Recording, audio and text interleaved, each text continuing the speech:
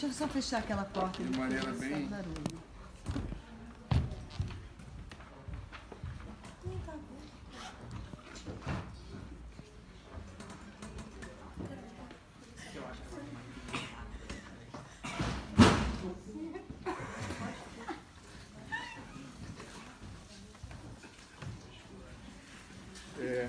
Eu estava procurando uma coisa aqui.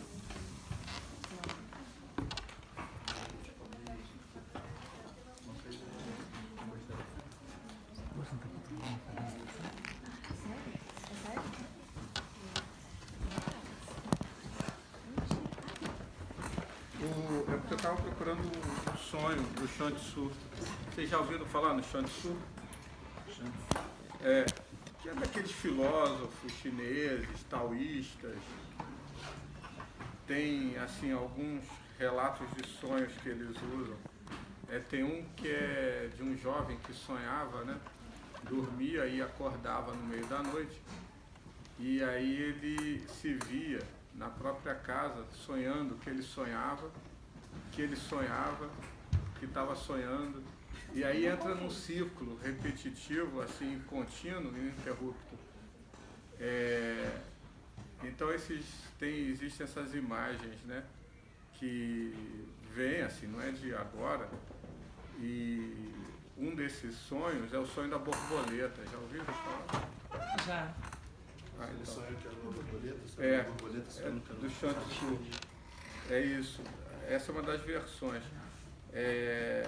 Uma vez sonhei que era uma borboleta flutuando feliz pelos ares.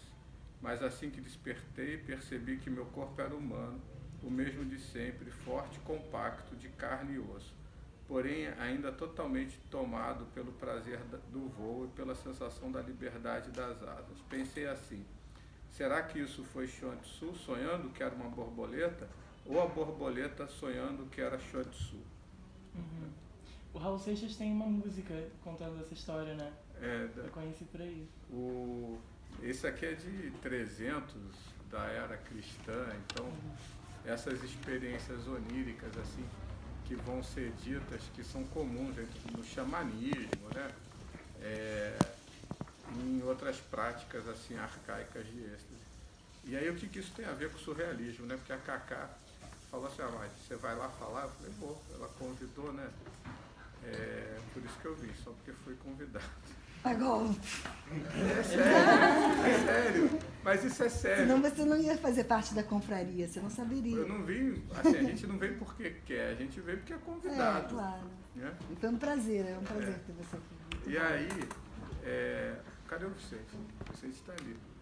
O Vicente é que tinha que falar, só que ele não quer falar.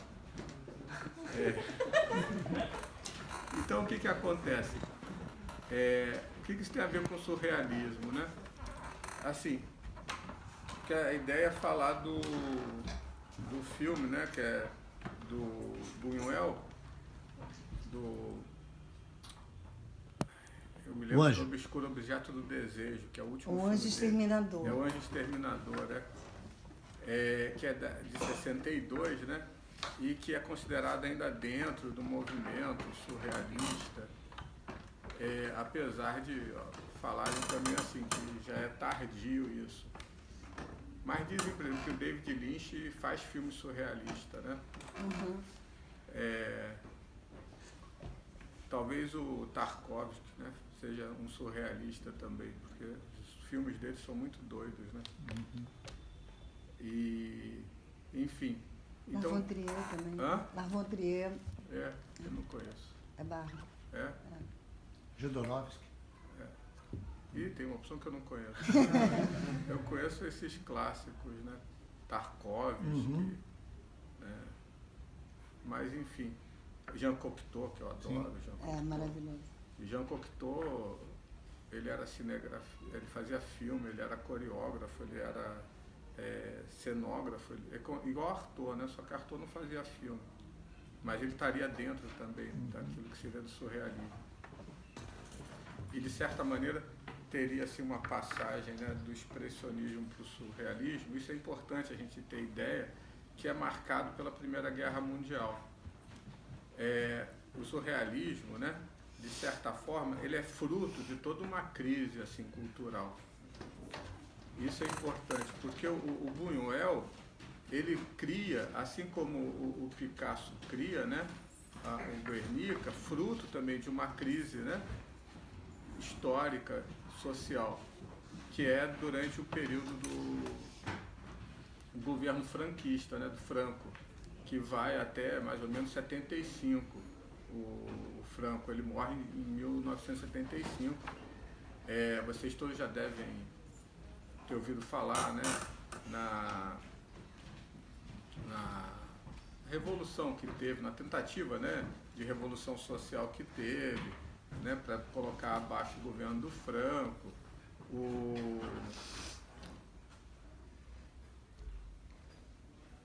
Aquele escritor americano que foi para Cuba, Aqui casou com uma... Hemingway participou, aí escreveu aquele Por Quem os Sinos Dobram, que é um filme velho, assim, clássico. Então, falando, né, sobre essa tentativa, né, de impedir aquela ditadura militar que foi imposta pelo Franco, né, e foi extremamente... vocês devem ter visto Labirinto do Fauno, não? Aquilo passa na ditadura do Franco e fala, né, da violência, da ditadura e, assim, do que se gerou a partir daquela repressão. E o surrealismo, ele surge, o Manifesto Surrealista de 26, se eu não me engano, ele é posterior, né, quase como se ele fosse uma continuidade do dadaísmo.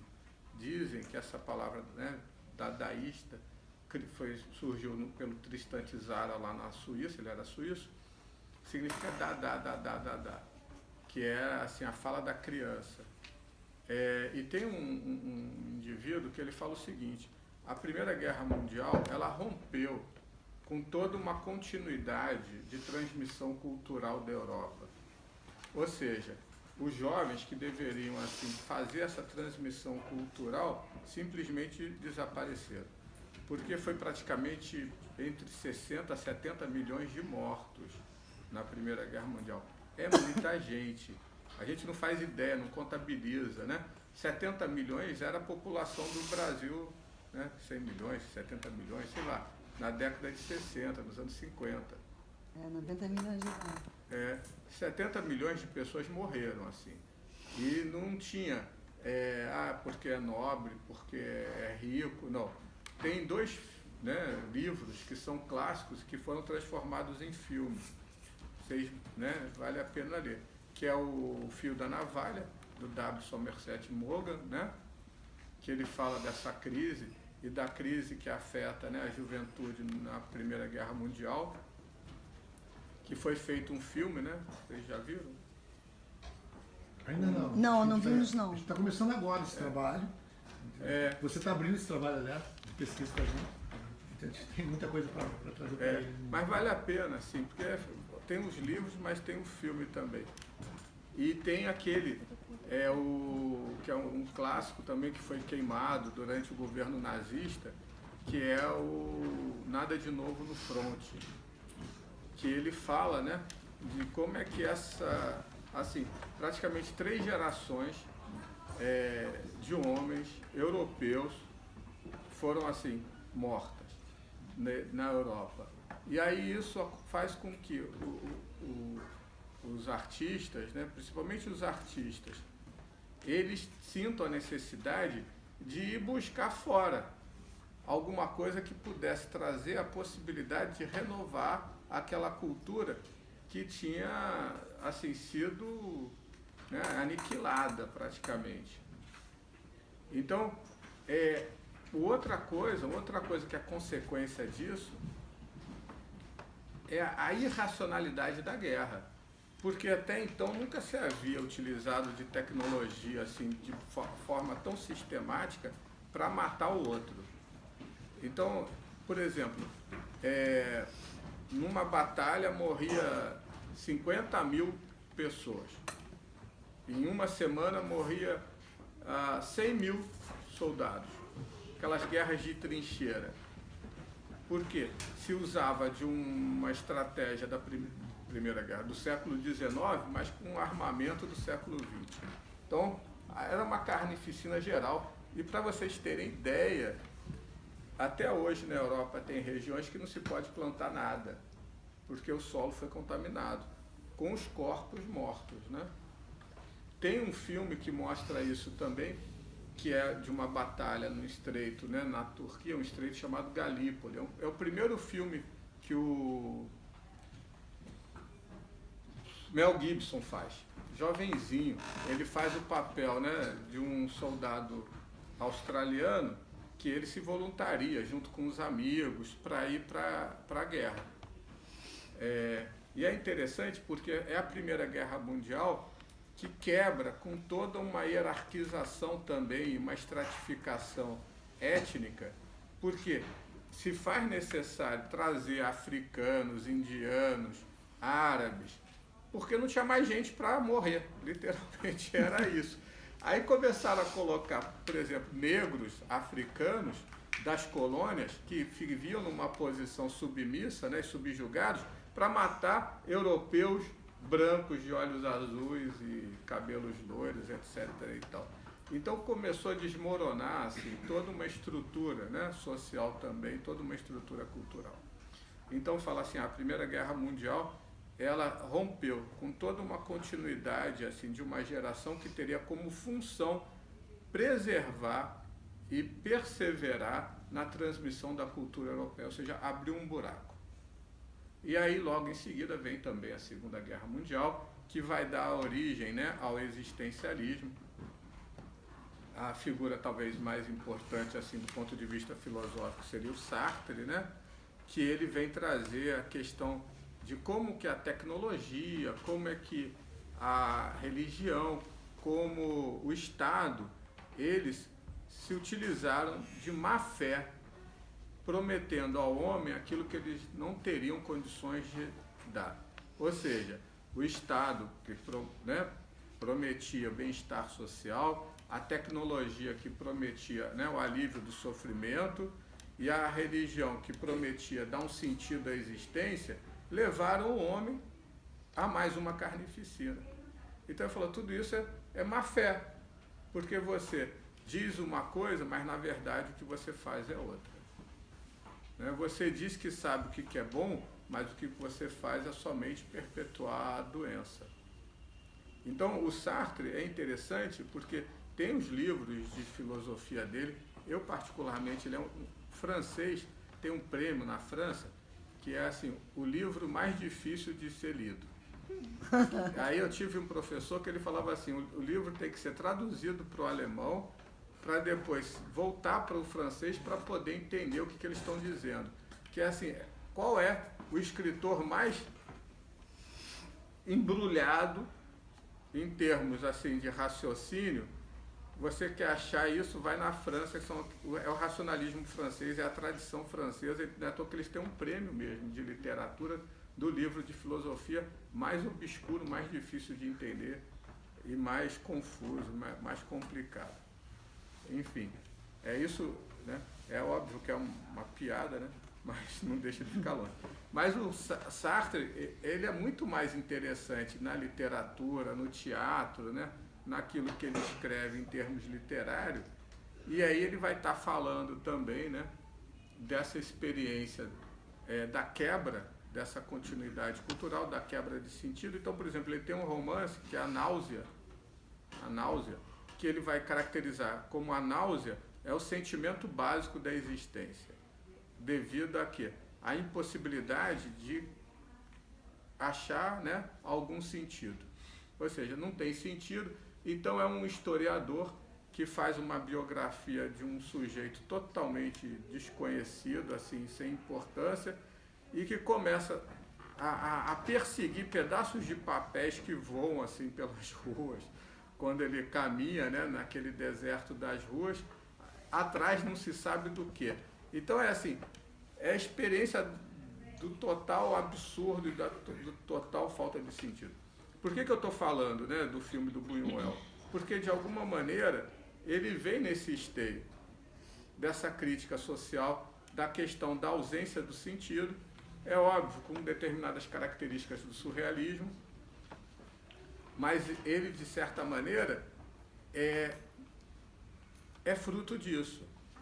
Tanto é que vocês pegam, por exemplo, a Cacá, você falou Entre Quatro Paredes, né, do Sartre, e vocês têm o livro chamado A Peste, tem o Estrangeiro. O Estrangeiro tem uma versão antiga, até com Omar Sharif. Eu me lembro até hoje, quando eu li O Estrangeiro, o sujeito está caminhando pela praia, aquele sol escaldante. O Camus, para a infelicidade dele, ele era argelino, né, ainda por cima, existe um preconceito, são o pied noir, né, são os pés negros, é chamado argelino, né, o francês da Argélia, mesmo branco, é chamado de pé negro, porque ele é negro, mesmo que você não veja a cor negra nele. É a questão do racismo francês, né? Enfim, e aí, olha só a situação, olha que cena. Ele está andando, aquele sol escaldante, oprimido, e aí, de repente, tem um desentendimento com um árabe, mata esse árabe, ele vai a juízo, né? Vai preso, vai a juízo. Diante do juiz, o juiz pergunta para ele, mas por que você matou o sujeito? Aí ele vira assim, o sol, o mar. O que significa isso? Ou seja, oprimido entre as forças da natureza, simplesmente ele atua sem nenhum sentido que possa ser dado de uma maneira lógica, racional ou subjetiva para aquele ato que ele, né, realiza. Então, quando o juiz pergunta assim, por que você matou? O sol, a lua, o mar, o sol, o mar, le soleil, né, la mer. Pronto, acabou. Não tem sentido. Então, A Peste, que é um cenário semelhante ao do filme do Buñuel, né? Que é aquela ideia de você estar fechado dentro de um espaço confinado, apesar das portas estarem abertas, mas que você não sabe, né, como é que aquilo se deu, está simplesmente jogado naquela situação. É interessante, você está posto ali, está largado e não consegue, né, ter uma autonomia, ter assim, capacidade voluntária de poder quebrar com aquele aprisionamento. Então, A Peste é assim, é uma cidade que de repente se vê assolada pela peste negra, né? Peste negra europeia, né? Mas pela peste bubônica. Não se sabe de onde veio, não se sabe assim quem a trouxe, os ratos começam a morrer e a partir, né, desse movimento da peste, acho que o Arthur tem um texto que ele fala da peste, tem, não é? E o filme do Sétimo Selo, né, trata também da peste negra na Europa, só que na Idade Média, né? Então, o que acontece? Sobre a peste também tem um livro do...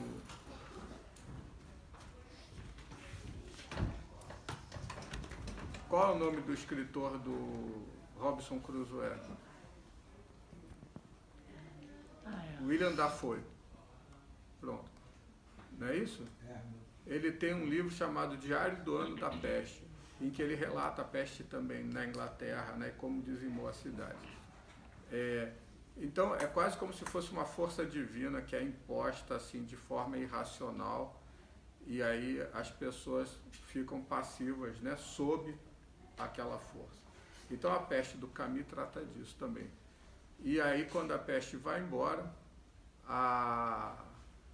as pessoas ficam alegres porque sobreviveram, mas ele encerra dizendo assim que elas não sabem que aquele vírus da peste, na verdade, estava dormindo. Que ele poderia ficar incubado anos e anos e anos, até que alguma coisa o despertasse novamente. E aí, porque as pessoas, sob aquela força... Cara, se vocês pegarem esse tema, que está, né, na peste, está no Buñuel, né, no Sétimo Selo, tem filme recentemente teve um filme, mas esse é mais contemporâneo, filme de zumbi, que a cidade fica, né? Isolada, não pode entrar, não pode sair. Aí vem aquelas soluções maravilhosas, vamos jogar uma bomba nuclear e destruir toda aquela cidade para dar uma solução a essa situação. Enfim, então, por que isso de alguma maneira, né, está dentro dessa corrente que o surrealismo inicia lá com o Breton em 1926? Porque a base do surrealismo é simplesmente desfazer a solução de continuidade entre o sonho e a vigília. Ou seja, igualar sonho e realidade. Tem um autor, é um experimento assim que seria, né, muito interessante, que é o seguinte: imagina você pegar uma pessoa que adormece sem que ela saiba, né, que está adormecendo, você remove ela para um outro lugar, que ela não sabe para onde ela foi, ela não conhece, e ali ela acorda sem saber onde que ela está. Aí você faz isso assim, sucessivamente. Você dá um roipinol lá para a pessoa, dá um hipnótico para a pessoa, ela dorme sem saber que apagou, e aí você leva, né, para um outro lugar que ela não conhece, aí ela acorda lá, aí você vai fazendo isso, vai fazendo isso, vai fazendo isso, vai fazendo isso, vai fazendo isso, vai fazendo isso. O que vai acontecer com essa pessoa? Não vai saber distinguir a realidade. Exato. Não vai saber o que é sonho, né, o que é vigília. E aí, então ele vai falar assim, essa diferença entre o sonho e aquilo que a gente chama de realidade de vigília é dada pela memória. É uma forma de continuidade que é construída pela memória e que faz com que a consciência, né, diferencie, discrimine um dentro e um fora, um real e um irreal. O sonho, né, da realidade de vigília. Então, a proposta básica, né, do surrealismo é exatamente desfazer a descontinuidade. É estabelecer um contínuo entre o sonho e a realidade de vigília. É interessante isso. Por isso, né, vocês vão ter, por exemplo, lá o Baudelaire,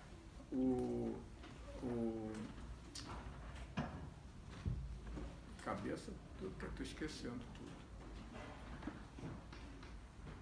Tomás de Quincy, vocês vão ter uma série de, mesmo poetas e escritores, o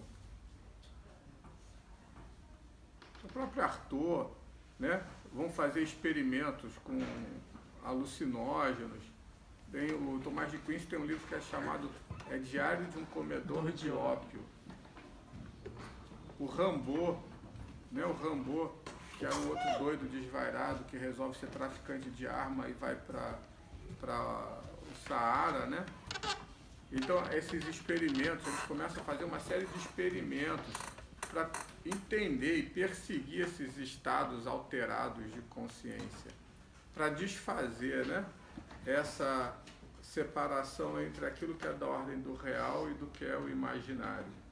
Então, essa ideia do surrealismo, né, a gente pode traduzir de diversas formas. É o surreal, né, surreal. É o que está fora daquilo que a gente considera como real. Mas não é só sair do real. Na verdade, é quebrar com as estruturas do real para poder deixar com que o inconsciente ele irrompa. E aí desfazer, né, essa separação entre um e outro. Para isso, eles usavam uma série de jogos, aquela mesa espírita, o GIA, não sei como é que se fala, né? Eles usavam assim jogos espíritas. Do copo? Não, é uma mesa com letras que tem que você... É tipo copo. Tipo copo. Mas só que é uma mesa com letras que você vai montando palavras. Você pergunta e a mesa responde. Tem uma seta que você vai... É tipo copo. Que a gente bota a mão e aí vai... não deixa de ser. Então eles usavam isso como técnicas criativas. A escrita espontânea.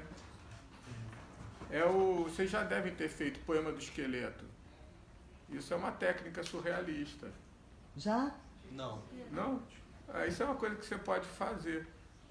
Tranquilo, que cada um escreve, né, um substantivo, um adjetivo, uma palavra. Isso é maravilhoso. Você sabe como é que é? Eu sei. É chamado quem inventou E aí isso? junta, né? Foram aqueles doidos surrealistas que inventaram isso. Pra fazer E até poesia. hoje se usa isso. Para falar. Os Beatles usavam para fazer a letra da música, a letra de música. Várias pessoas usaram. Por exemplo, um jogo surrealista, vamos supor. Olha aqui. Se isso daqui não fosse um celular, o que seria? O que vocês sugerem? Porta-copo. Carteira. Um porta-copo. Uma carteira, um porta-copo. Tá. Que mais? Uma arma. Uma arma. Tá Uma bom. régua. Uma régua. GPS. GPS. Tá. Mas vamos escolher uma dessas coisas. O que vocês preferem? Carteira, porta-copo, arma? Tá.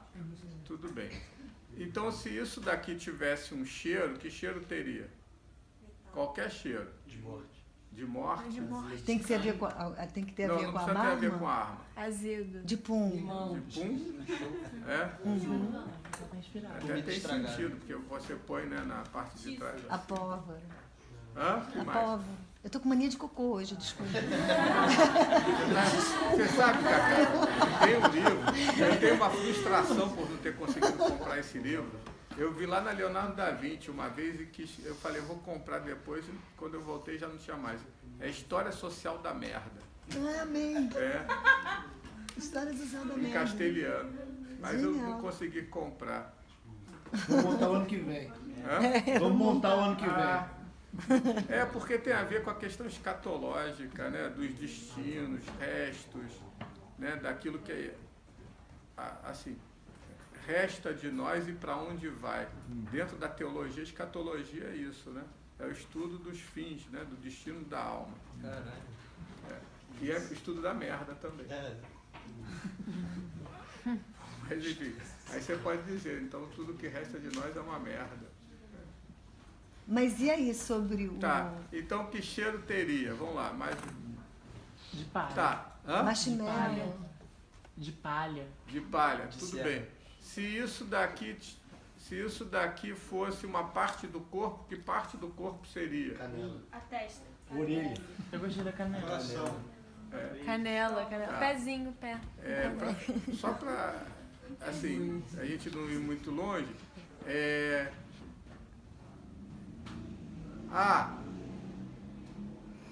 vamos lá, se fosse um sentimento, que sentimento seria? Ódio. Diferença.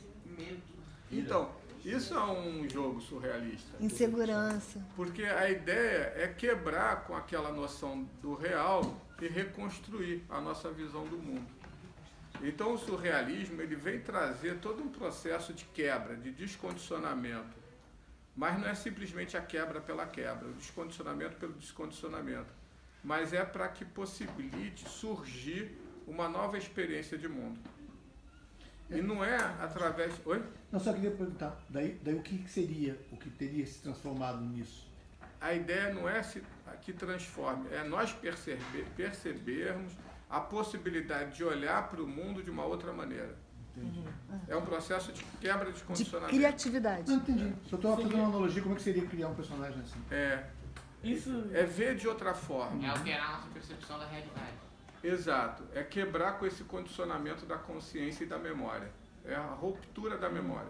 porque a memória ela condiciona a nossa imaginação, né, a nossa habilidade criativa, exatamente. a canaliza isso para o que é mais objetivo, né? No sonho a gente pode criar o que a gente quer, a gente pode imaginar com muito mais liberdade, né, do que acordado. Exatamente.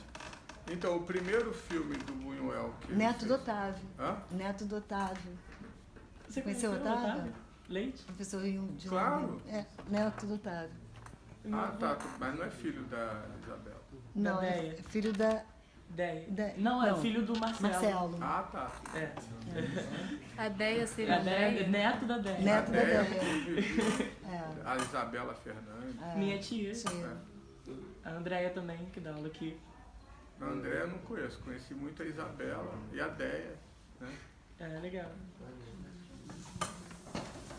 Então, o primeiro filme que ele fez foi com o Buñuel, fez com o Salvador Dalí, né? Cão Andaluz.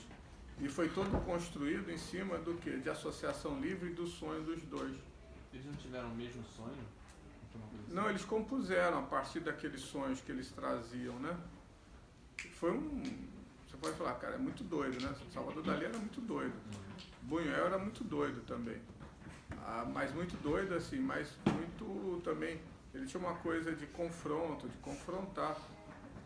Tanto é que ele sai, né, da Espanha, vai para o México e morre no México, né, com a cidadania mexicana, por conta da questão da ditadura do Franco, né? Mas, então, você vê, eles não tinham uma obrigação com coerência. E diz o seguinte, né? Vocês devem saber essa história, que na estreia de Cão Andaluz, o Buñuel, ele foi com pedra na mão, assim, catou pedras e levou pedras para jogar na plateia, porque se a plateia reclamasse, ele ia jogar pedra na plateia. Ele fazia isso nos filmes dele. A gente pode fazer isso. Unindo a sua ideia de hoje, pode jogar outra coisa também. Mas assim, e a outra coisa, que diz que a plateia é surrealista. Se não gostasse do filme, eles levavam tinta para jogar na tela. Então vamos destruir o cinema, assim, vamos, na verdade, jogar preto, né? Vamos deixar... Então, assim, a ideia é trazer as emoções, é resgatar o afeto e rompendo com toda uma atitude racionalista, assim, e controladora também, que é dada pela consciência.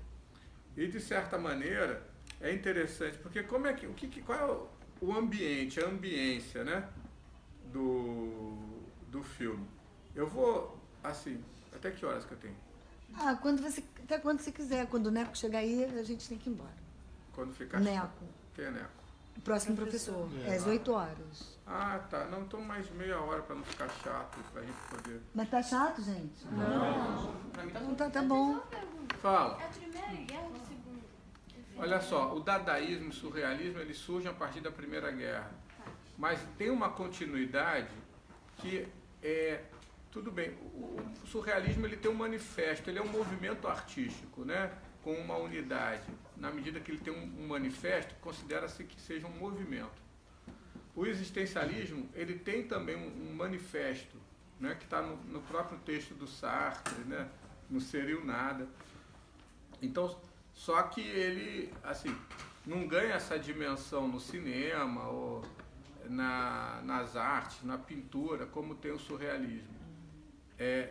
Ele congrega, né, o surrealismo, várias áreas e ao mesmo tempo toda uma intelectualidade, vai desde Picasso, né, o sujeito que carregava o material para auxiliar o Picasso a pintar Guernica era o Buñuel. Então eles se frequentavam, né? Lorca, que depois é morto, né, pela ditadura do Franco, sei lá, vai o Breton, Salvador Dalí, Tristan Tzara, Jean Cocteau, Antonin Artaud, assim, todo mundo era coleguinha, né? Isso é interessante, porque eles se frequentavam, se encontravam, não tinha telefones, não tinha celular, então eles tinham que se ver. É presencial, né? Presencialmente, isso é bacana, assim. Então, e mesmo para os parâmetros de hoje, assim, seriam muito contestadores. E teve a mesma coisa em comum, a Primeira Guerra e a Segunda, que foi essa carnificina, né? A questão da má-fé. É do irracional, esse irracional destrutivo, né, que emerge, e ao mesmo tempo a ditadura, porque o que justifica uma ditadura? A Peste do Camus fala do quê? Fala do nazismo, de como é que o nazismo se propagou, do que produziu, o que aconteceu. Não deixa de ser uma metáfora do nazismo, a peste. Como o filme do Buñuel, no final, naquele fechamento que tem, né, a polícia atirando a esmo na população, isso faz parte, né, dessa arbitrariedade e desse irracional, né, da ditadura, da violência que está associada à guerra, à imposição de um regime, por exemplo, de governo, em que você não tem liberdade de reflexão, você não tem autonomia e você fica subjugado a padrões assim sociais sem poder contestar, né? Sem possibilidade de contestação. Então existe uma herança, por assim dizer, e uma afinidade, uma solidariedade entre o surrealismo e o existencialismo. A gente tem que se lembrar que o existencialismo, a Peste é de 47, esse filme é de 62, e ontem a gente estava falando, né, que o filme do Buñuel é baseado num quadro do Géricault, que é um poeta romântico, né, do século XIX, que é a Balsa do Medusa, que é a história de um navio que naufraga. Imagina, isso dava um bom trabalho de improvisação, de cena. Essa Balsa da Medusa. Como é que as pessoas ficarem quase 30 dias confinados numa balsa, né? Você estava até falando, né, daquele senhor, né, do barco que ele ficou à deriva. Escudo. Então, 30, 40 dias à deriva numa balsa, né, sobrevivente de um naufrágio, as pessoas enlouquecendo, se jogando ao mar, né, se agredindo uma à outra. Elas estavam num confinamento, né? A Clara tinha uma improvisação que é exatamente essa, que é um barco, aí você sobe 10 pessoas com um espaço pequeno e aí deixa improvisar cima dessa ideia. Né, vocês se lembram da cena do filme do Buñuel, em que fala assim, eu vou te empurrar, e o que acontece se eu te empurrar? Imagina isso, né, numa balsa, porque é óbvio que um vai estar querendo empurrar o outro, porque quanto mais gente na balsa, maior o risco, né, para todo mundo. Para todo mundo, para suportar aquela situação. Então, é bem análogo, por assim dizer, com né, eu vou te empurrar para fora do barco, ou seja, eu vou te empurrar daqui de dentro. E a metáfora é que, saindo dali, de alguma maneira, o que eles vão encontrar é a morte. E eles ficam paralisados naquilo, né, dentro daquele espaço confinado. Por um outro lado, essa ideia do confinamento,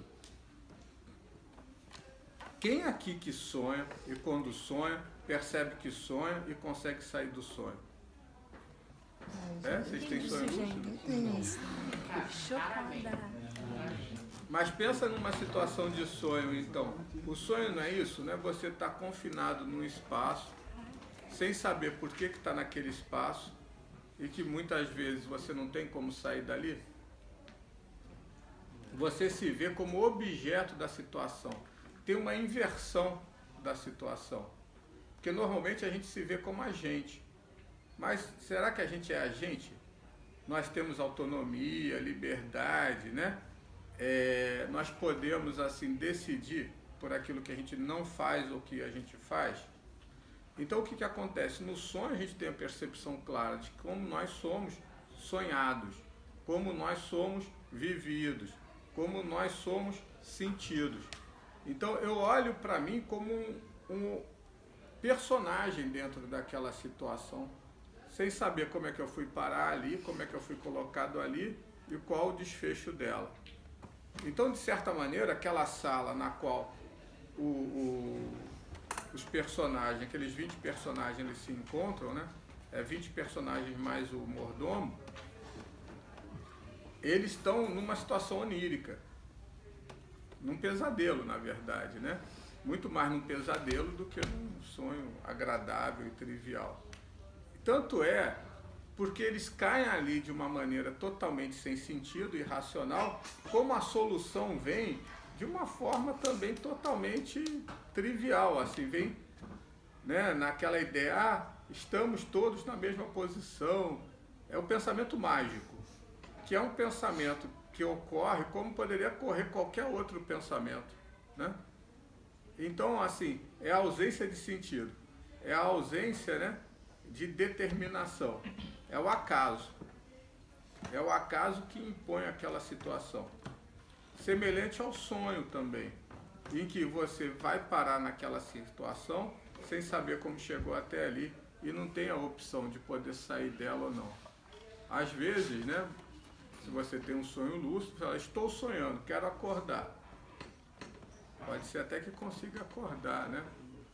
Tem gente que consegue, mas muitas outras vezes você nem percebe que você está sonhando, então você nem percebe que você pode acordar ou não. Porque você, na verdade, não é você que está sonhando, você está sendo sonhado. Pelo seu inconsciente.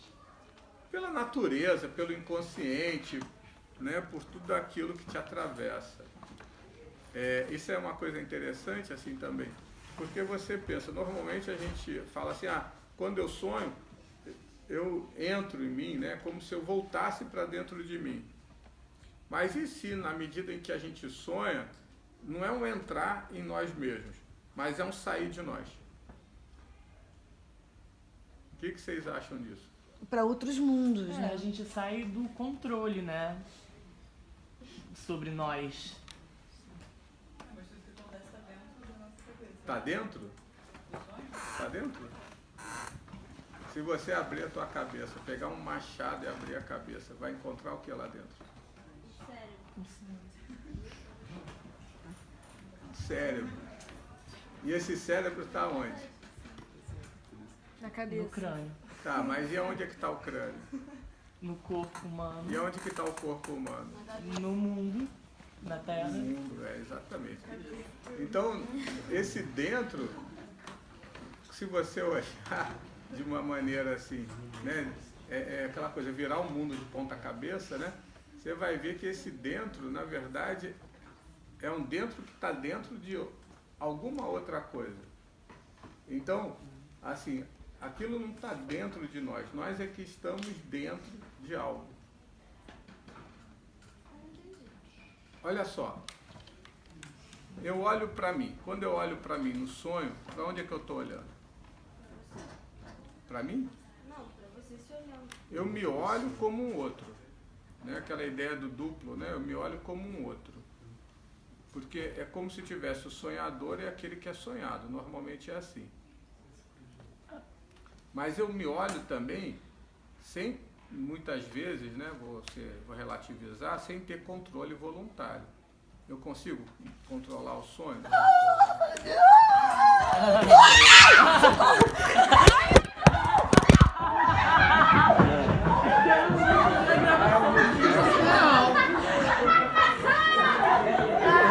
Eu pensava que era uma cena de surrealismo. Bom, isso tá mais Real.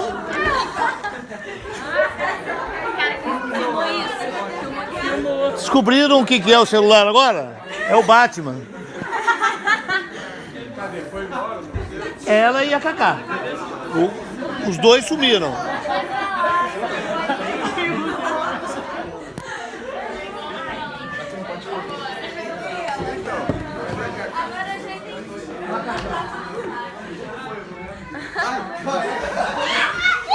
E você, Cacá?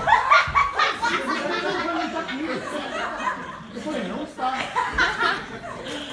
Ele foi pra lá. Ai, Já foi embora. ai, gente, desculpa. Foi ensaiado. Foi ensaiado. Vicente, para de trazer essas coisas pra cá, tá? Soltar na hora do... Isso é um manifesto surrealista. Viu? Aonde é que tá o morcego? Dois! Tava... Dois Mas ele tá fora, cara. Não tem, a gente não tem controle. Eram dois. Um subiu, outro veio pra cá. Gente, a gente tem que resolver isso. Ai, eu morro de medo, desculpa. Eu detesto voadores perigosos. Barata.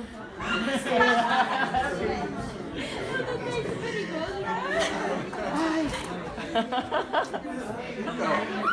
Então, vamos voltar, né? Olha que interessante, a gente não tem controle sobre as coisas.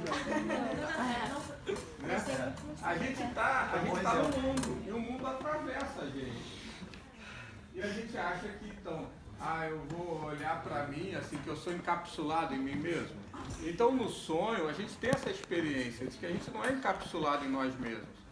O Jung, né, que a Cacá falou aí, deve ter falado que eu sou de orientação junguiana, psicólogo, essas coisas. Você é o presidente da Sociedade Psicanalítica. Psicologia Analítica. Psicologia Analítica. Ele fala assim que o homem é um entre, o homem é uma membrana, é um entre. É um entre o quê? Um grande fora e um grande dentro. E o problema é saber onde está o fora e onde está o dentro. É como no sonho, né? Naquilo que eu falei, daquele experimento de você deslocar o sujeito. Aonde é que está a realidade onírica e onde está a realidade de vigília? A consciência é um entre, o eu é um entre. Então o que acontece? Aquela sala em que as pessoas são postas no filme do Buñuel é como um sonho, é uma experiência onírica. Aonde as pessoas se veem, né? Se veem a partir de uma outra perspectiva, que não é mais aquela perspectiva da aparência, né? Do olhar como eles gostariam que os outros os vissem, né? Não é mais a partir daquelas convenções sociais, porque é como, então, se começasse a aparecer tudo aquilo que não é exposto, que não é mostrado, que não vem à tona, que é a experiência onírica que ela revela. Então, nos sonhos, a gente não controla o sonho, né? O sonho, ele vem de forma crua, o sonho é cru. Ou seja, ele não é, assim, elaborado, organizado a partir dos nossos gostos ou desgostos. Então, eu vou contar um sonho, né? Eu fumava, adorava, né? Fumava muito, fumava Marlboro de caixinha. Aí uma vez eu abri, né, no sonho, né, a caixinha para pegar o cigarro, tava lá cheio de fezes com vermes. Aí eu pensei assim, cigarro faz mal, mas continuei fumando da mesma forma. Mas o sonho foi desagradável, né? Porque veio, né? Então quer dizer que eu estou fumando, né, isso, fezes com vermes. Bom, então o sonho, ele não é agradável, ele não tem compromisso com aquilo que a gente gosta, com o que a gente deixa de gostar. A analogia a isso, né, é o título do filme, né, que vocês devem conhecer. A minha memória já foi para o lixo, né? Eu estou esquecendo de tudo, praticamente de nome das pessoas, que é Deus e o Diabo na Terra do Sol. Do Glauber Rocha, exatamente. Por que Terra do Sol? Porque o sertão é como o deserto, né? É a terra de ninguém. É a ideia de que essa terra do atravessamento, do entre, onde Deus e o diabo estão presentes do mesmo modo. Por exemplo, se vocês pegam, tem um livro que é muito divertido, mas tem um filme também com Marcos Palmeira. Marcos Palmeira? É isso? Marcos Palmeira. Que é o Juara, o homem que desafiou o diabo, que é baseado num romance, né? Do mesmo nome, homônimo, de um escritor do Rio Grande do Norte, que ele vai mostrando esse folclore, né, do sertão, aonde o sexo, a religião, a violência, o zelo, a espiritualidade, o paganismo, está tudo junto, convivendo na mesma ordem. Então, essa experiência onírica, é isso que acontece no sonho e é isso que começa a aparecer, de alguma maneira, trazendo uma outra perspectiva, quebrando com todo aquele modo de entendimento, assim, e maneira de olhar para si, na qual aquelas pessoas elas habitavam e conviviam. De certa forma, então não deixa de ser também aí, né, uma crítica social muito forte que o Buñuel faz, a partir, né, desse olhar pelo outro lado. Então, ele diz assim, que não tem sentido nenhum. Ele não está preocupado com simbolismo, ele não está preocupado com o significado das coisas, mas, de qualquer maneira, existe, né, essa crítica social que ele faz a partir desses elementos. Então eu vou só, assim, para dar um fechamento, falar de vou falar de uma forma da gente encaminhar a maneira da gente ler, né? Essas narrativas. Isso é proposto, né, pelo Jung e também por outros pesquisadores. A primeira coisa que a gente identifica dentro do contexto é assim, qual é o cenário, qual é o ambiente em que aquele drama, né, aquela trama, ela se desenvolve. O Buñuel aí, né, como eu disse, ele usa desse artifício que é essa da sala com a porta aberta, porém fechada. Existe um impedimento, que seria um impedimento de ordem de cunho psíquico, né? Quase uma contaminação psíquica que faz com que aquelas pessoas não consigam sair daquele ambiente. E é interessante assim, então eles estão condenados a estarem confinados e a terem que conviver de fato entre eles para além da aparência social. E todo mundo sabe que relacionamento é um inferno, né? Então imagina um relacionamento nesse nível em que você se vê obrigado a permanecer nele. Esse relacionamento já não é fácil assim. Aí passou do tempo, enfim. A outra coisa, quais os personagens que compõem a narrativa? No caso, isso é interessante, porque os outros empregados, eles fogem, literalmente fogem, antes de desenrolar todo aquele drama. Então, é como se, de alguma forma, já anunciasse, assim, e já houvesse um prenúncio daquilo que viria ali a ocorrer. E tem, no início da cena, né, as 3 ovelhas e o urso, que eu estava lendo um comentário sobre o filme do Buñuel, fala que aquilo seria colocado pela dona da casa, né, para entretenimento dos convivas. Da mesma maneira, aquela cena em que o mordomo cai, né, com o prato de ragu, né, aquilo foi feito de propósito. Aquela cena, ele diz, ele cai intencionalmente para diversão também dos convivos. Então, são elementos que entram dentro dessa narrativa. Bom, o morcego também foi de propósito. O morcego foi para de distrair. propósito. Não para distrair, mas se você pensa assim, é o irracional, cara, entrando. É a natureza, né? A gente está falando de sonho e não ter a presença do irracional, né? Então, primeiro é o ambiente, segundo é os personagens, terceiro é o drama, né? Tal como a coisa se desenrola.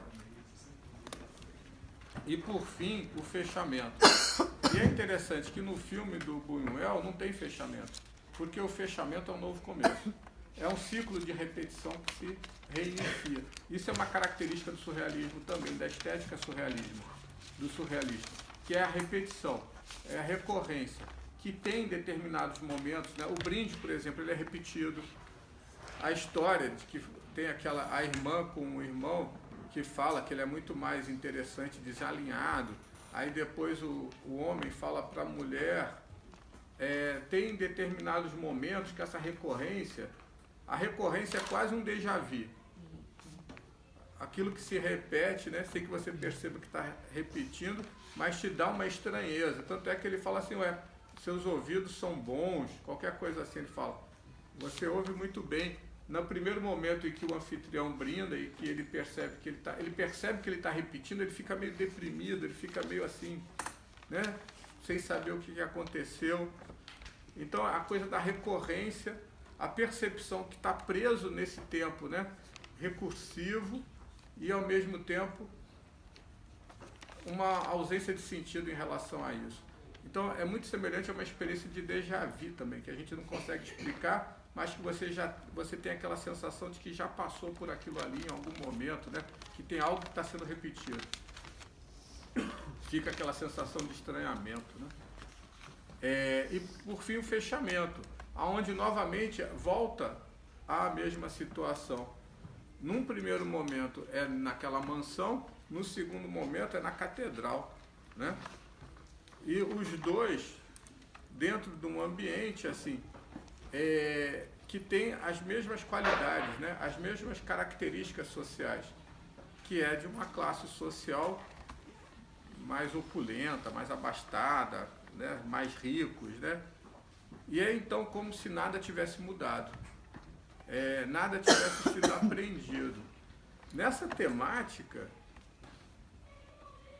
é o Bill Murray, não é isso? Ele fez O Fio da Navalha e ele fez um filme que era O Dia da Marmota. Quem viu O Dia da Marmota? Você é velho, ninguém viu. Eu vi. Eu só queria mostrar que alguém viu, sei lá. Então, mas ainda bem que alguém viu, né?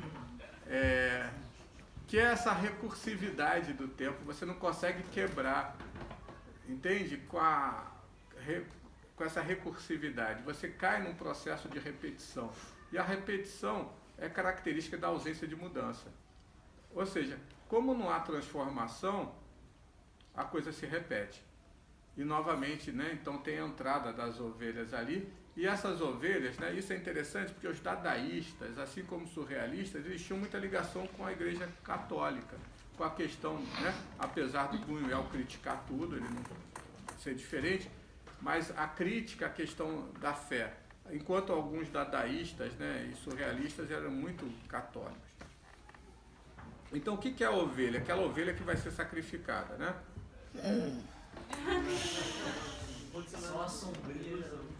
Tudo certo. Hã? Tudo certo. Como certo? Tá tudo certo, ovelha. E aí? A ovelha vai ser Crucificada. Vai ser sacrificada. O que é o sacrifício da ovelha? É o Cordeiro de Deus, né? Exato, que é sacrificado. Aí ele é sacrificado para quê? Para tirar os pecados do mundo. Isso não foi engraçado. É bom.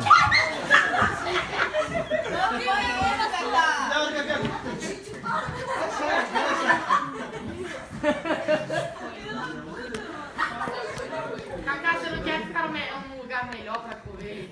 Eu vou ficar lá atrás. Só que, Cacá, essa ovelha que é sacrificada pelo Buñuel não tira os pecados do mundo. A ovelha que é sacrificada pelo Buñuel não tira os pecados do mundo, porque a situação se repete, ela se torna recursiva. Então ele mostra a falência também da fé. Eu não entendi nada. Desculpa.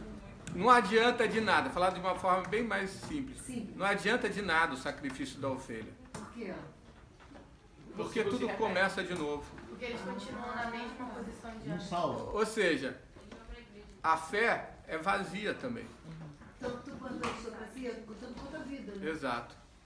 Então ele, de alguma maneira, traz essa ideia, né, do quanto assim, essa animalidade do homem, ela é mais forte do que qualquer estrutura, né, de fé e religiosa que você possa, de alguma maneira, dar a ele para que haja uma transformação. Então ele mostra assim, a absoluta falta de sentido das coisas. E essa condenação também, né, de permanecer numa repetição. E é interessante assim, porque tem lá no final, quando vai, né, o exército atirando na população, o que está acontecendo aqui dentro, ou o que vai acontecer aqui dentro, está, né, sendo refletido, né, tem um correspondente com o que está acontecendo aqui fora. Então, de alguma maneira, esse sacrifício também da ovelha é o sacrifício da população, dos passantes, né, daquelas pessoas que não estão ali dentro daquele ambiente. Interessante.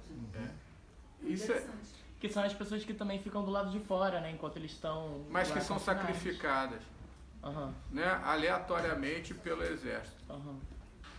Então, assim, de alguma forma está mostrando essa ausência de transformação, a repetição e a ausência de sentido naquelas estruturas sociais, né, que as pessoas se encontram. Se a gente for pensar em termos de ruptura, em termos de fechamento, a gente pode, né, propor assim, né, como uma ideia, né, daquilo que ele estaria falando. É só a partir de uma transformação real que você pode quebrar com esse ciclo, né, de aprisionamento. Assim, é como se eu dissesse o seguinte, vou traduzir de uma outra maneira. É só no ato de criação que você pode sair desses padrões de aprisionamento. Então, a liberdade, ela é fruto de um processo de criação, de transformação. É lindo. Seria assim, uma forma, né, de entender aquilo que ele está ali. Apesar de não ter, olha só, o filme não tem moral da história, ele mesmo fala que não está preocupado com significado, com sentido, com explicação de nada, porque na verdade é como se ele quisesse. Eu vi esse filme quando eu era adolescente, assim, ele quer jogar a gente na situação e fazer com que nós, assim, tenhamos essa experiência também da náusea, que o Sartre fala, né, lá no romance dele. Essa experiência que aquele indivíduo que estava preso na cidade, Oran, na cidade de Oran, lá na Argélia, durante a peste, ele tem também. Ele quer fazer com que a gente tenha a mesma sensação que aquele sujeito que matou o árabe tenha quando oprimido entre as forças da natureza. Então a ideia é provocar uma emoção também, para que traga essa experiência da ausência de sentido e da, assim, caducidade, né? Coisa caduca, desprovida de vida, daquelas estruturas sociais, assim, na qual as pessoas se encontram. Então é uma ideia de desconstrução para levar à possibilidade de uma nova, saída, né? De uma nova saída. E essa saída, ela vem pelo ato criativo. Não tem como você controlar. Como a gente não tem como ensinar ninguém a ser criativo, né? Você desconstrói, você descondiciona. A criatividade, ela vem como um acontecimento. Né, o filósofo lá vai chamar de acontecimento apropriador. É um acontecimento. Então você passa, por exemplo, no templo, lá no mosteiro, anos e anos varrendo a escada. Anos e anos varrendo a escada. Uma pedra cai, salta de um degrau para o outro. Aí diz assim, satori. Ou seja, alguma coisa quebrou e algo surgiu que você não tem como expressar. Porque está fora do âmbito, né, da representação, da comunicação. Está no campo da experiência, da vivência. Para você poder falar dessas experiências, e aí você é uma vida inteira, né, em torno disso. E talvez, assim, o recurso mais eficaz e mais vigoroso seja através da arte, né?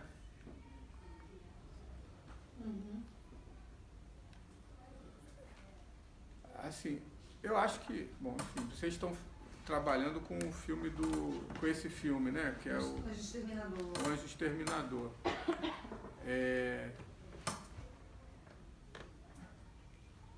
De qualquer maneira, é interessante ver o contexto, né, global da obra do autor, para poder também, de alguma maneira... Os dois fizeram uma adaptação. Vocês viram os outros filmes dele? Todos nós vimos o filme. E a adaptação foi feita pelo Lucas aqui e pelo Samuel.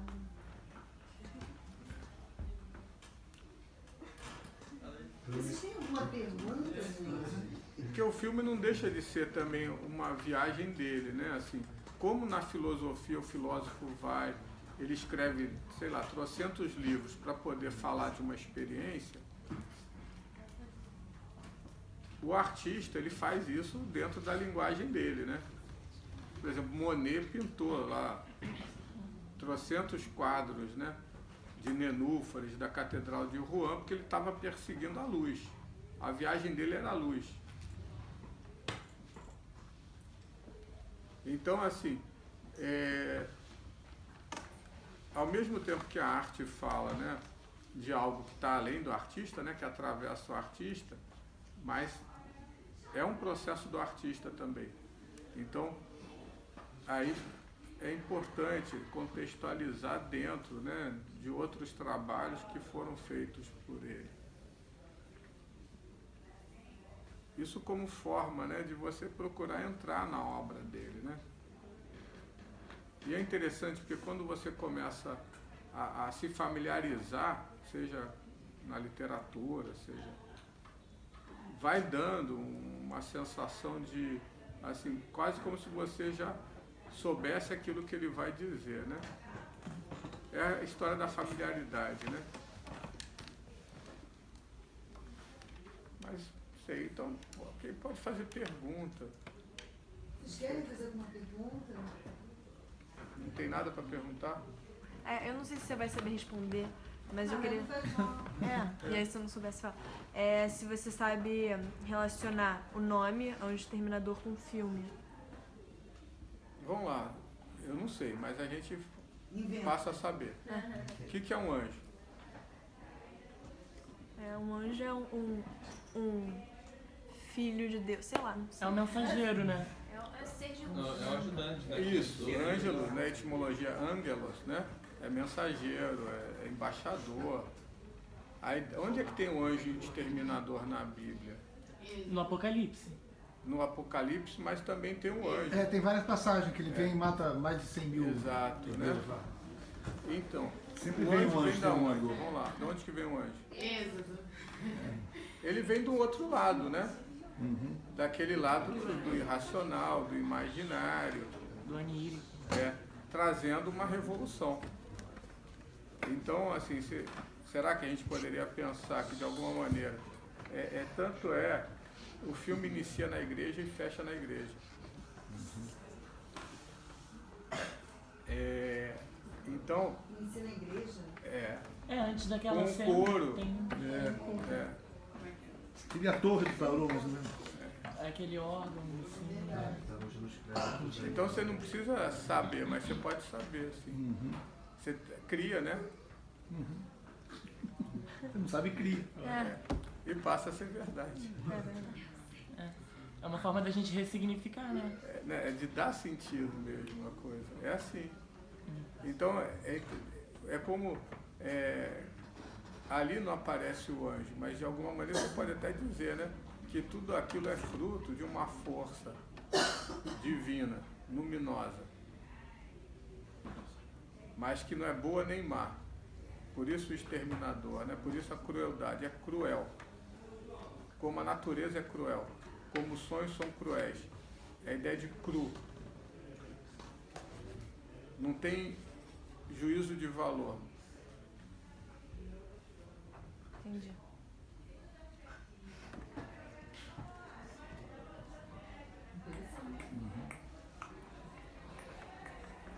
Como o mar, né? Por que eu estou sendo submetido a isso? Qual o motivo disso? Vocês veem que no filme eles culpabilizam, né, o anfitrião, eles tentam arrumar um responsável. Porque isso é característica nossa, né? A gente precisa responsabilizar algo, alguém. O Spinoza vai falar que isso é a primeira forma de conhecimento, que é o conhecimento equivocado, né? Onde você atribui uma causa externa aos eventos que acontecem a você. Como se, por exemplo, Deus fosse uma causa alheia a nós. E também a culpa é uma coisa cristã, né? Tipo, A culpa conceito cristão. é como se a gente estivesse sempre em dívida, né? Como Com alguém se ou com sempre alguma fosse coisa. Não culpado, mas tipo, se fosse responsável por algum erro. Então, O cristianismo tem o bem e o mal, assim, muito bem separados, né? As outras religiões, elas não separam tanto, né?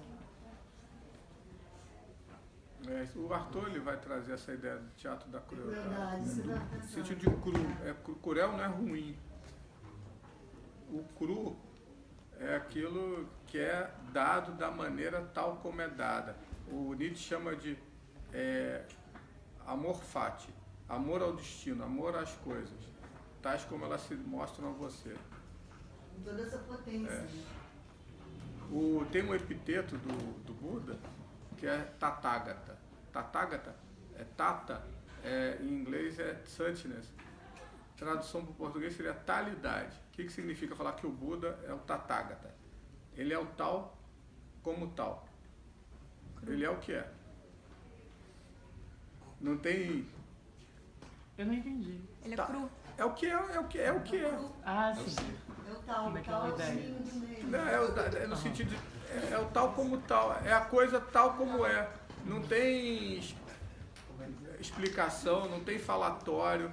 É o amor... Assim, as coisas são aceitas da maneira como elas se dão. Você não briga com a vida. É meio aquilo que vem antes do artifício? Seria aquilo que vem antes de qualquer fala, né? Que você qualquer coisa de criatividade humana. Né? É tal como é. Entendi. É cru. É o anjo, né? Como é que pode o anjo, né, como uma criação de Deus, ele ser ruim para nós? É porque Deus não está nem aí para o homem. Seria essa a ideia. Uhum. Talvez um castigo, né? Mas não é nem castigo, porque castigo ele teria que se importar. Boa. É católico. Entendeu?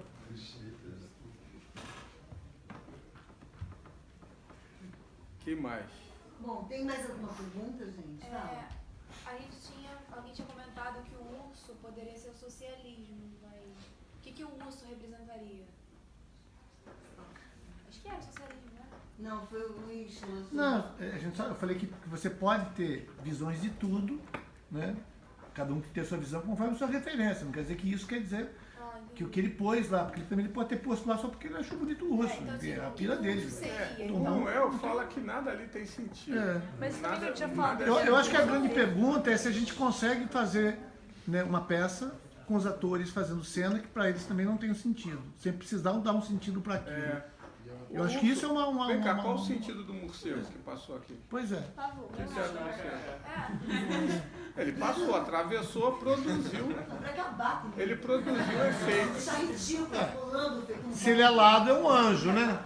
Pô, se ele produziu isso, é um anjo exterminador, né? A Cacá percebeu que ela é saltitante, está em forma. Está cheia de gás. Mas necessariamente tem que ter uma finalidade? Não tem que ter finalidade, nem tem que ter sentido. É natureza, é tal. Assim, pô, vocês estão no meio do mato, no Rio de Janeiro, é como... Veio do recreio voando. Assim, aparece uma cobra lá no meio de Copacabana. Aparece a cobra, as pessoas, uma cobra. Pô, mas a gente está na natureza, está interferindo nas coisas. A gente está no meio, a gente está no entre. O morcego vai passar por aqui. Tá nem aí pra gente. Tem que aceitar, assim. É só assim.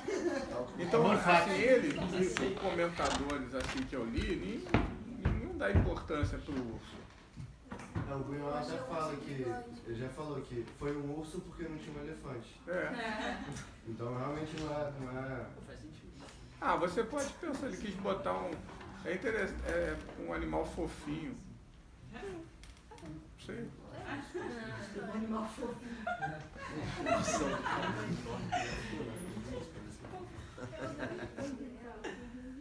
Ursal, é o urso. Não, ursal.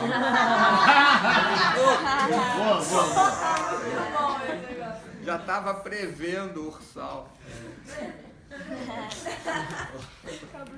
A gente pode criar 1000. Aí entre o devaneio e o delírio, qualquer coisa é possível. Porque seria um entretenimento da dona da festa, né? No início é. Mas no final não. No final não. Eles entram, né, para dentro da igreja. Agora é interessante da gente assistir o filme assim, se deixar, assim, entrar no filme sem ficar querendo entender o filme. Sem buscar um sentido, né? Mas vocês veem que tem uma série de elementos que são comuns a outras narrativas, né? Essa coisa do ambiente fechado, das pessoas não poderem sair, esse fechado que é aberto, a questão dos aspectos, né, sombrios, ocultos, né, assim começarem a aparecer, a crítica social, tem uma série de elementos. Apesar disso, não explicar o filme, né, não reduzir o filme, a experiência do filme. É que você falou da familiaridade, né, porque vai estar permeando toda a obra dele, né? Esses pontos.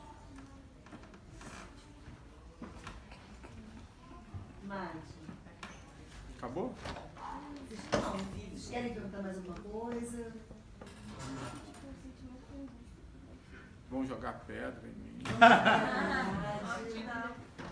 Então, Madi, tem mais alguma coisa que você queira dizer? Não, Cacá.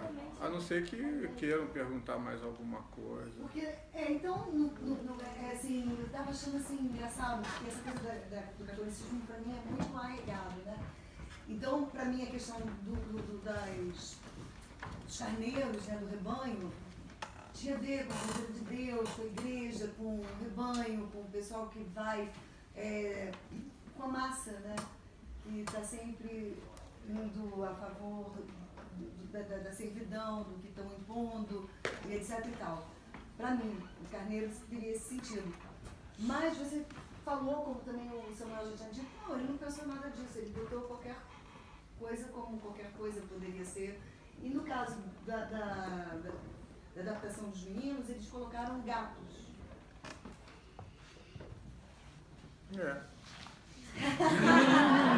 Porque é óbvio, olha só, aí você tem... Ele colocou os carneiros por colocar os carneiros, mas o fato é que o carneiro é uma imagem cultural, está dentro de um imaginário cultural. Né, católico. Então ele pode adquirir determinado sentido dentro daquele contexto. É o tal negócio. O Jung ele falava assim, o que é uma maçã? Vamos lá, vamos fazer. O que é a maçã? Uma fruta. Uma esfera vermelha comigo. Maçã é uma fruta. A maçã não é nada. Mas ela é a causa de tudo. Vocês acreditam que a maçã, ela que produziu o insight no Newton da teoria da gravidade? Mas é o dito que ele estava sentado, viu uma maçã cair, né? Vocês acreditam que no paraíso tinha macieira? Ainda mais, era na África, né? Oriente Médio, clima quente, não ia ter macieira.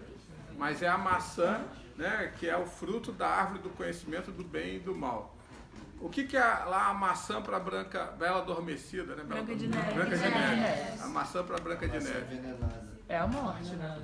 Cara, é o destino dela, é a virada para o destino dela ser cumprido. Porque ela come da maçã, ela adormece e depois ela é despertada pelo príncipe, pronto, entra num novo registro de existência, né?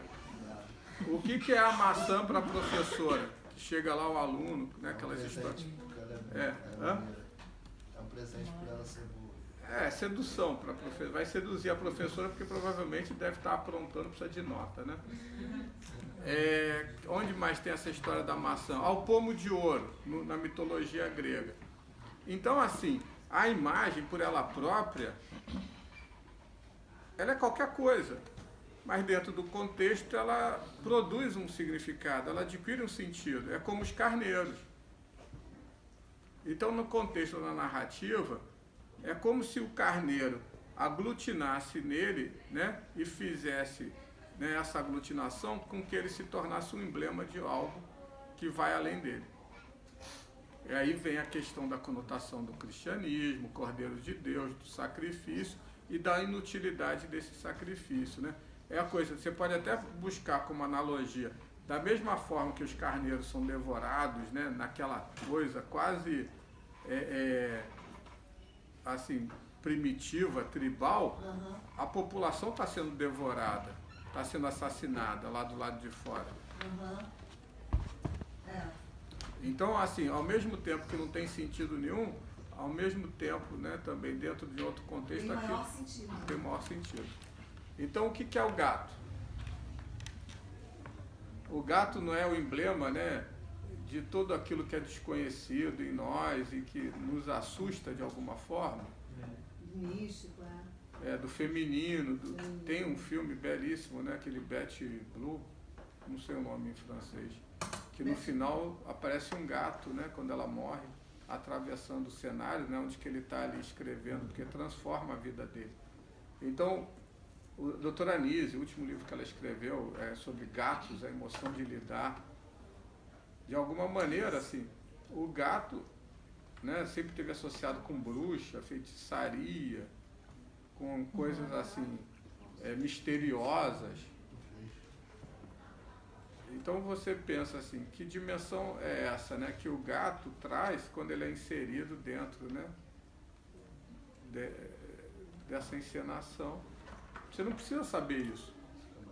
Mas o fato é que não tem aleatoriedade, não é aleatório.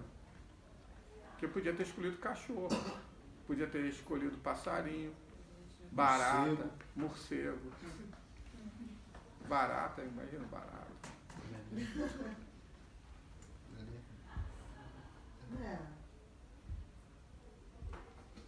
Acho que uns ratos ia ser legal também. Ia mudar tudo. Agora, o gato, ele te traz uma relação de afetividade, assim, que nessa dinâmica de você devorar de alguma forma é chocante. O rato não, porque o rato traz asco, né? Então matar é quase uma necessidade, assim. Se eles comessem um gato, por exemplo, assim. Por que pra gente é tão aversivo, né? Lá na China comem cachorro. Porque aqui o cachorro, ele não faz parte dessa porque categoria. Ele tem relação afetiva com as coisas. Aí, de alguma maneira, se torna quase assim, uma perversão daquilo que faz do homem minimamente convivível, né? Assim, a experiência humana de um com o outro tolerada, né? É igual matar criancinha. Matar cordeiro é matar criancinha. Matar gato é igual matar criancinha.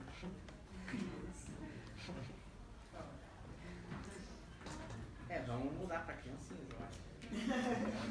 Vai ficar mais virulento, né? Vai ficar.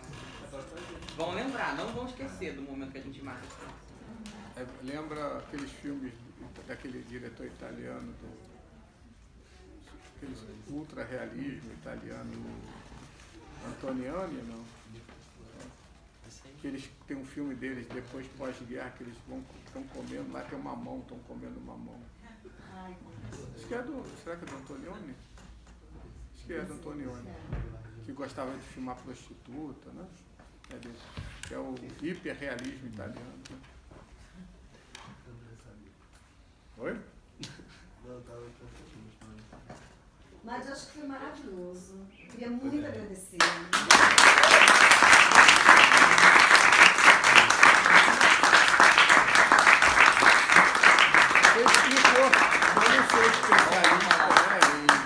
Eu não sou especialista em Buñuel, não sou especialista em cinema, nada disso, né?